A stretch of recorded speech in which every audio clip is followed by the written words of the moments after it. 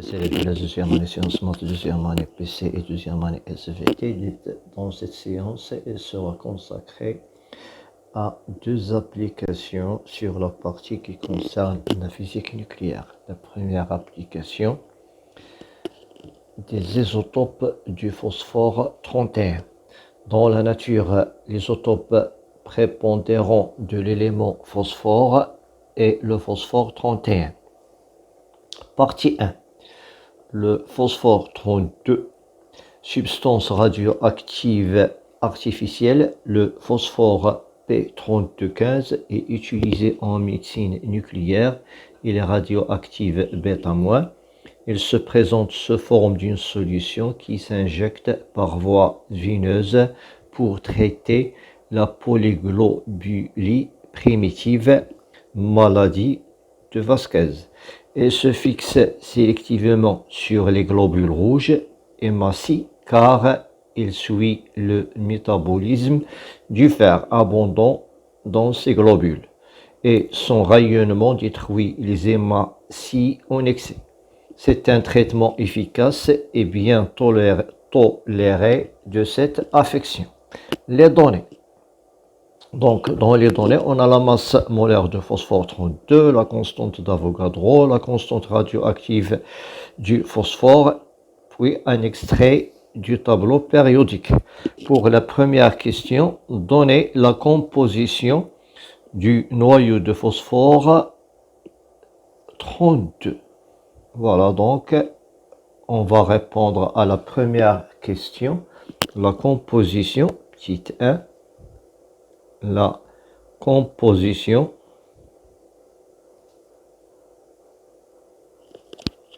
du noyau P3215. Donc on a A est égal à 32 nombre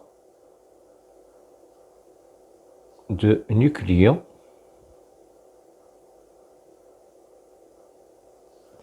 On a Z est égal à 15, c'est le nombre de protons.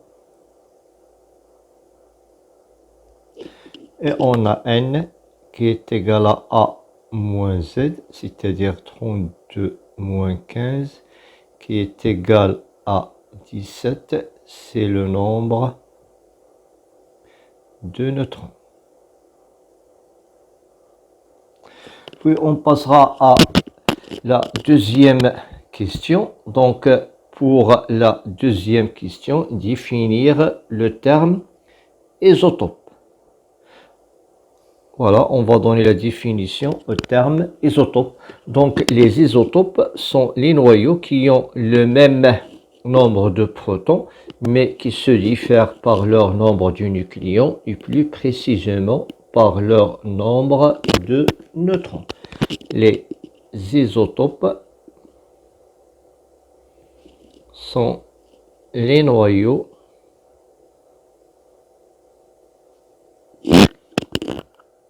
qui ont le même nombre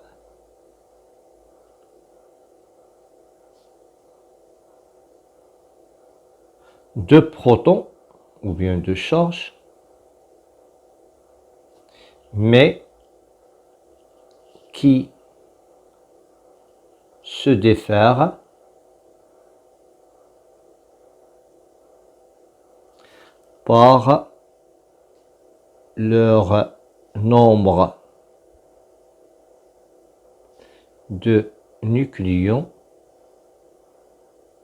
de nucléons et plus précisément de leur nombre de neutrons. On passera maintenant à la troisième question.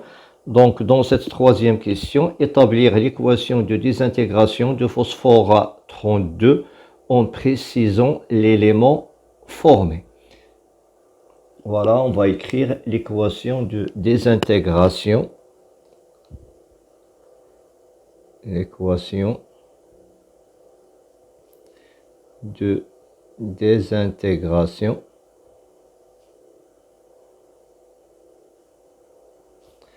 de P32, 32,15.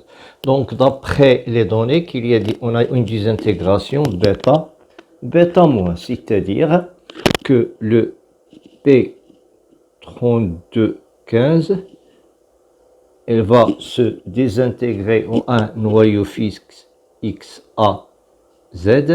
plus la particule bêta, bêta moins. Donc, d'après Soddy, d'après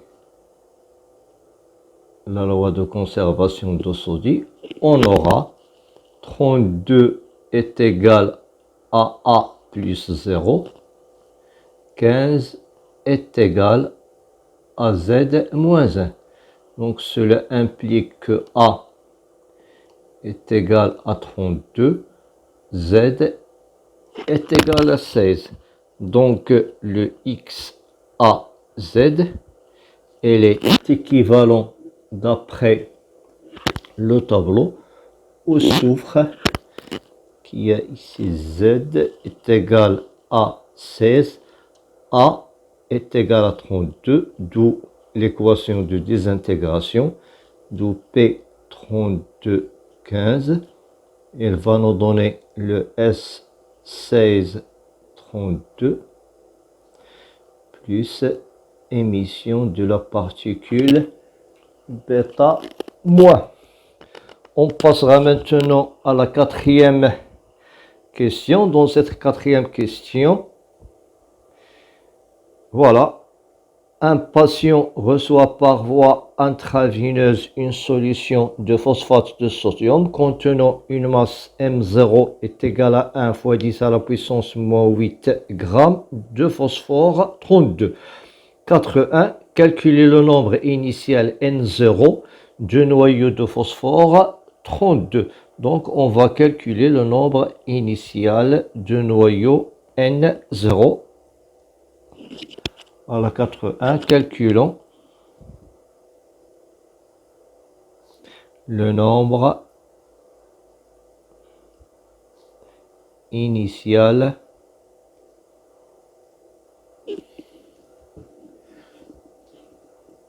N0. On sait que la quantité de matière N est égale à grand N sur Na, qui est égale à la masse sur la masse molaire. Donc, or, on cherche N0, ici N0, N0, M0. Donc, cela implique que N0 de phosphore P32,15 sera égal à la masse M0 de P32,15 fois le nombre d'Avogadro Na sur la masse molaire de phosphore 32,15. Donc on fera l'application numérique. On trouve que N0 est égal. Pour le M0 est égal à 1 10 à la puissance moins 8 grammes. Pour le nombre d'Avogadro, 6,02 10 à la puissance 23 divisé par la masse molaire qui est égale à 32. En faisant cette application numérique, on trouve que N0 sera égal à 0,188 10 à la puissance 15 noyaux. Après, on passera à la question 4.2. Donc, pour la question 4.2, vérifier que l'activité de l'échantillon de phosphore reçu par le patient AT est égal à 0 et A0 est égal à 1,05 10 à la puissance 8 becquerel. Donc, je cherche ou bien je vérifie la valeur de A0. Donc vérifions 4,2. Vérifions que l'activité AT est égale à 0 et A0 qui est égal à 1,05 10 à la puissance 8 becquerel. On sait que, d'après la définition de l'activité initiale, A0 est égal à lambda fois N0. Donc, lambda, d'après les données, est égal, voilà, d'après les données, on a lambda qui est égal à 5,6 10 à la puissance moins 7 secondes, la valeur de lambda, et je multiplie par la valeur de N0 pour vérifier que l'activité est égale à la valeur donnée. Donc, est égal à 5,6 10 à la puissance moins 7 secondes moins 1 fois N0 qui est égal à 0,188 10 à la puissance 15. En faisant cette application numérique, on trouve que A0 est égal bien à 1,05 10 à la puissance 8 becquerel. Pour le 4.3, la question 4.3, voilà la question 4.3, définir la demi-vie T1 demi, puis établir la relation entre T1 demi et lambda. Donc, on va donner tout d'abord la définition de demi-vie. Donc, la définition de demi-vie, c'est le temps qui correspond à la désintégration de demi-noyau de l'échantillon présent à l'instant T est égal à 0. Donc, définition de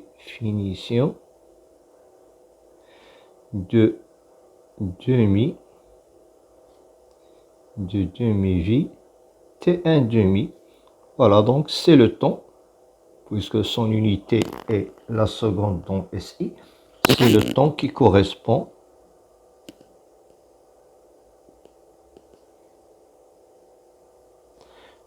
à la désintégration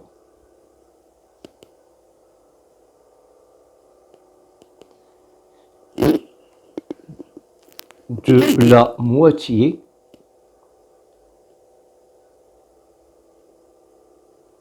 des noyaux présents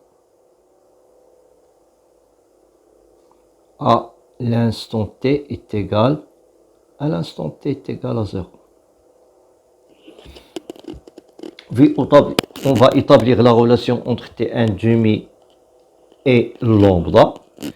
On sait que d'après la loi de décroissance radioactive, que le nombre de noyaux restants, n de t, est égal à n0 exponentielle moins lambda t. N de t représente le nombre de noyaux restants à l'instant t. À l'instant t,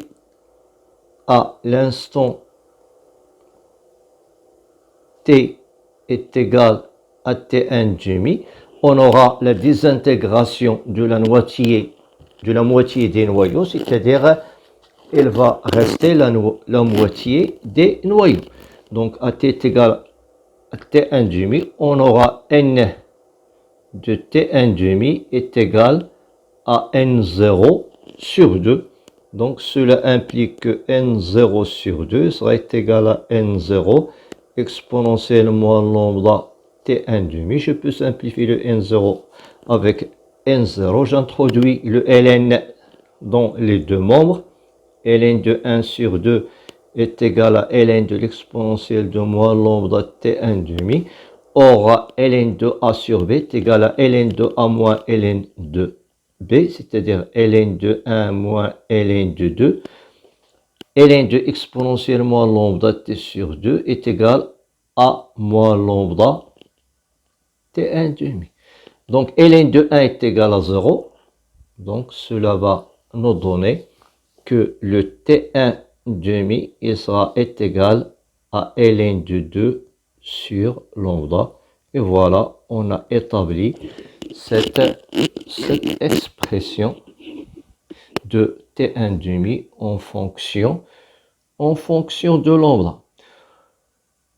Puis 4, calculer la valeur de t1 demi en jours. Voilà, donc 4, calculons le t1 demi en unité de jour, c'est-à-dire en jour. Voilà, t1 demi est égal à ln de 2 sur lambda, qui est égal à ln de 2. Or, la valeur de lambda en jour, elle est donnée, est égale à 4,84, 10 à la puissance moins 2 jours. Donc, divisé par 4,84, 10, 4,84 fois 10, moins 2. En faisant l'application numérique, on trouve le T1 demi est égal à 82,52 jours. Voilà, on passera maintenant à la question 5 et la dernière dans pour cet exercice. Pour la question 5, le médicament ne fonctionne pas dans le cas du patient lorsque l'activité de l'échantillon devient 1,5 10 à la puissance 6 becquerel. Déterminer en jours la durée nécessaire pour que le médicament ne fonctionne pas. Donc, on va chercher la durée pour laquelle ce médicament ne fonctionne pas. Voilà, donc la durée nécessaire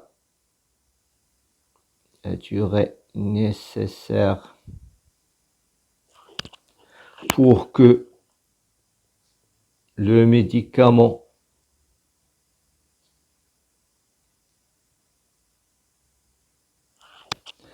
ne fonctionne pas.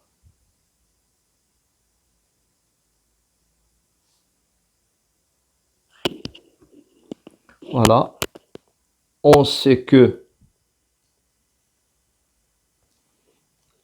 A est égal à A0 exponentielle moins lambda t. Donc cela implique que A sur A0 serait égal à exponentielle moins lambda t. J'introduis le ln pour les deux membres. Ln de A sur A0 est égal à ln de exponentielle moins lambda t, qui est égal à moins lambda t. Donc cela implique que t, elle est égal à moins 1 sur lambda ln de A sur A0. Donc je fais application numérique. Je trouve que t est égal à moins 1 sur la valeur de lambda en jour, 4,84 10 moins 2 jours, ln de A sur A0. Donc le A sur A0, la valeur de A est égale à 1,05 10 à la puissance 6, divisé par A0 qui est égal à 1,5 10 à la puissance 8. Donc je simplifie 1,05 avec le 1,05.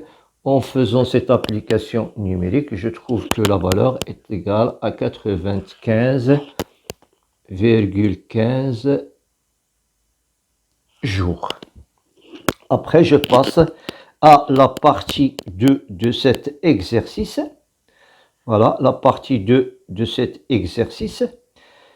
Le phosphore 30. En 1934, Irène et Frédéric Joliot-Curie ont synthétisé du phosphore 30, P3015, en bombardant l'aluminium 27 avec des particules alpha, selon l'équation. On a les données.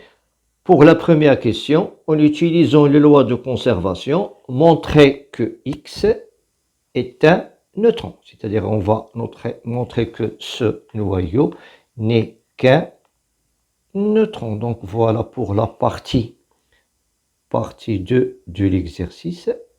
Partie 2 de cet exercice.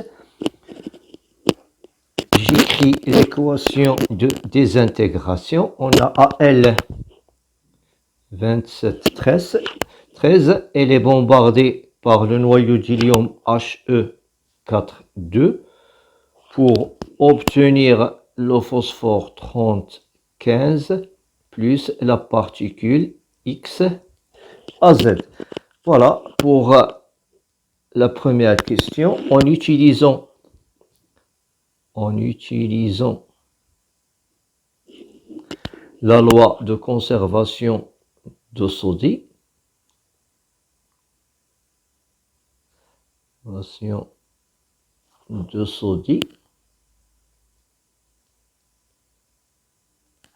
voilà, on aura que 27 plus 4 serait égal à 30 plus A. C'est-à-dire la conservation de nombre de nucléons. Pour la conservation de nombre de protons, on a 13 plus 2 serait égal à 15 plus Z. Donc cela va nous donner que A est égal à 1, Z est égal à 0. Donc cela implique que X A Z sera équivalente aussi 1, 0, c'est-à-dire on a un neutron, d'où l'équation de désintégration. Donc j'écris maintenant l'équation complète, d'où l'équation de désintégration. Donc AL 27, 13 plus He 4, 2 va nous donner P30, 15 plus l'émission d'un neutron. Pour la deuxième question, déterminer l'énergie produite lors de cette réaction nucléaire. Conclure. Voilà, lors de cette transformation nucléaire, c'est-à-dire je cherche l'énergie produite lors de cette désintégration.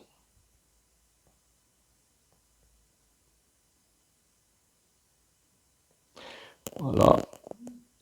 Donc delta E serait égal à la somme des noyaux, la somme des masses des noyaux fixes moins la somme des masses des noyaux pairs, le tout fois C au carré. C'est-à-dire elle serait égale à la masse de phosphore 30, 15 plus la masse de neutrons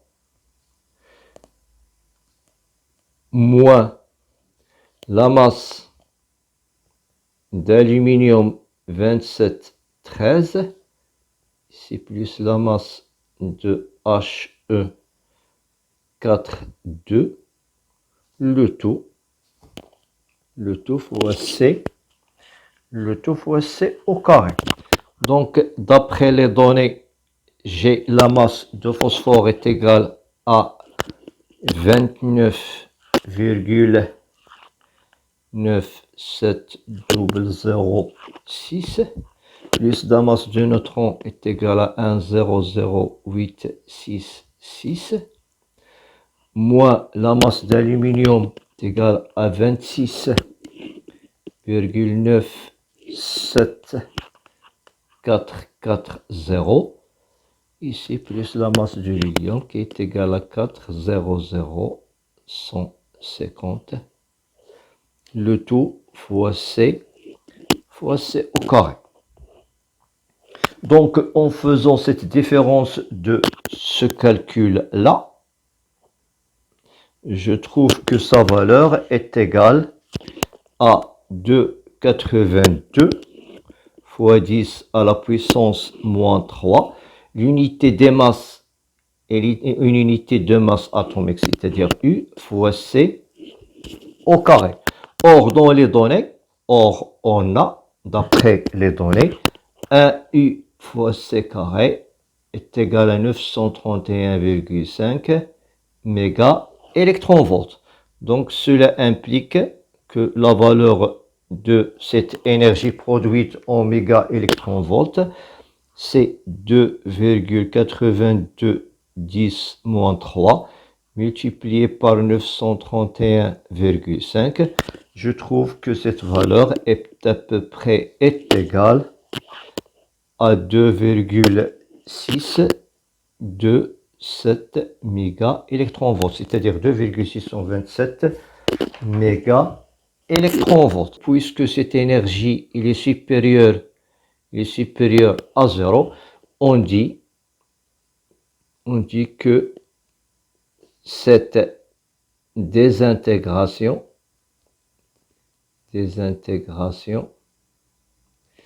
est exothermique. Tout ce que libère le système au milieu extérieur, il est exothermique, et tout ce qu'il prend, il est endothermique. Donc je passe à la question 3. Donc pour petite 3, on va donner l'expression de défaut de masse delta M du noyau P3015. Voilà donc le défaut de masse, l'expression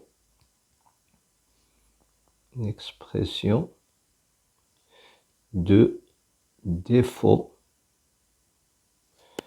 de masse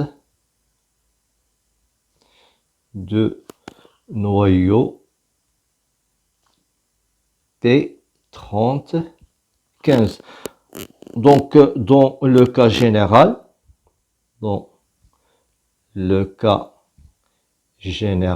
comme un petit rappel, X, dans où le noyau est X, A, Z, on n'aura que le défaut de masse delta M pour ce noyau X, A, Z, et sera égal à Z fois la masse de protons, plus A moins Z fois la masse d'un neutron, moins la masse du noyau X, A, Z, et ce défaut de masse, il est toujours positif. Donc, dans notre cas,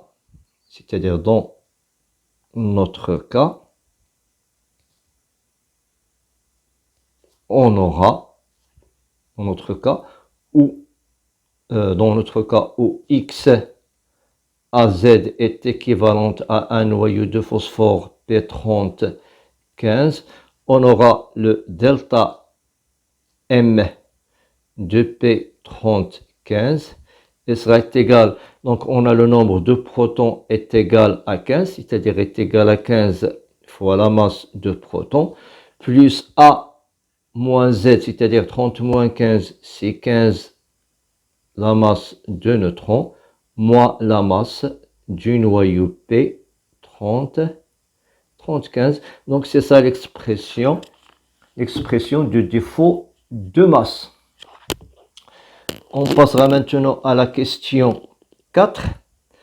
Pour la question 4, calculer en mégaélectronvolts l'énergie de liaison d'un noyau de phosphore 30 P3015. Voilà donc l'énergie de liaison. Calculons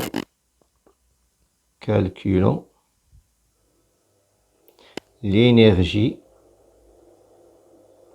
de liaison, calculons l'énergie de liaison pour le noyau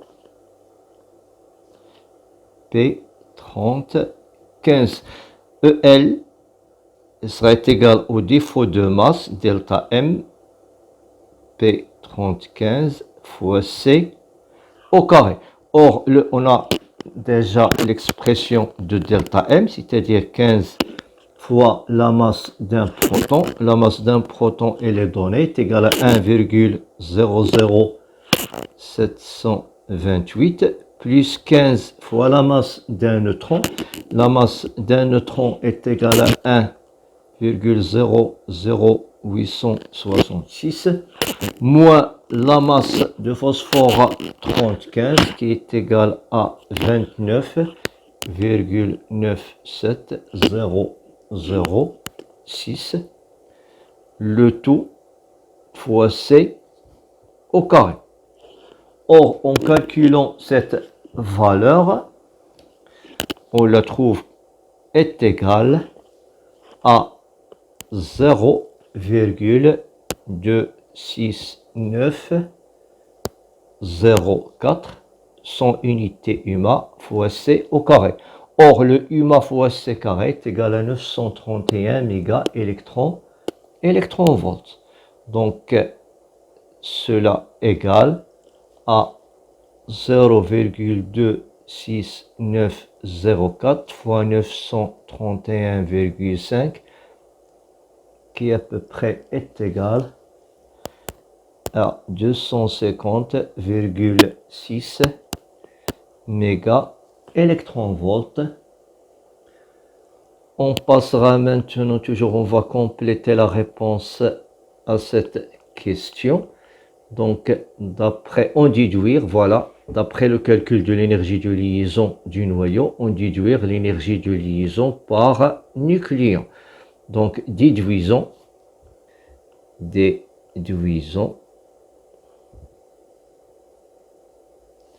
l'énergie de liaison par nucléon.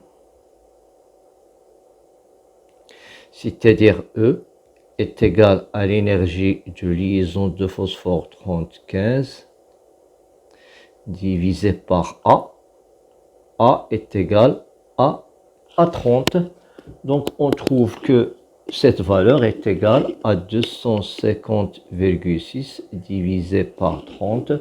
En faisant l'application numérique, je trouve que cette valeur est à peu près égale à 8,35 méga électronvolts par nucléon. On passera maintenant à la cinquième question. Donc, pour cette cinquième question, parmi ces deux isotopes, P3015 et P3115, quel est l'isotope le plus stable? Donc, d'après ce qu'on a vu au cours, l'isotope le plus stable est celui qui possède une énergie de liaison par nucléon plus grande. Voilà donc le noyau le plus stable est celui qui possède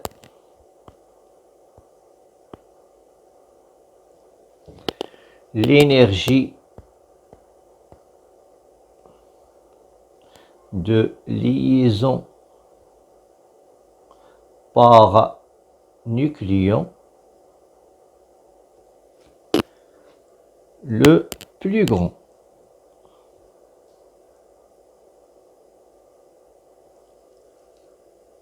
Or, dans notre cas,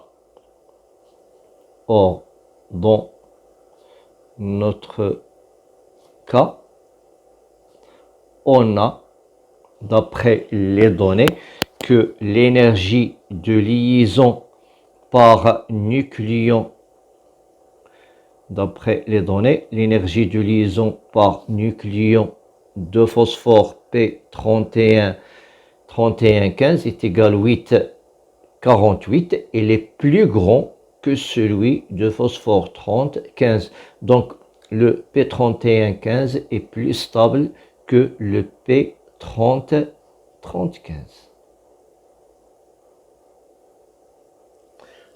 On a E de P, l'énergie de liaison par nucléon du P de 3115 est plus grand que l'énergie de liaison par nucléon du P de 3015. Donc, l'isotope P3115 est plus stable que l'isotope P3015. On termine ici notre résolution de cette application. Merci pour votre attention.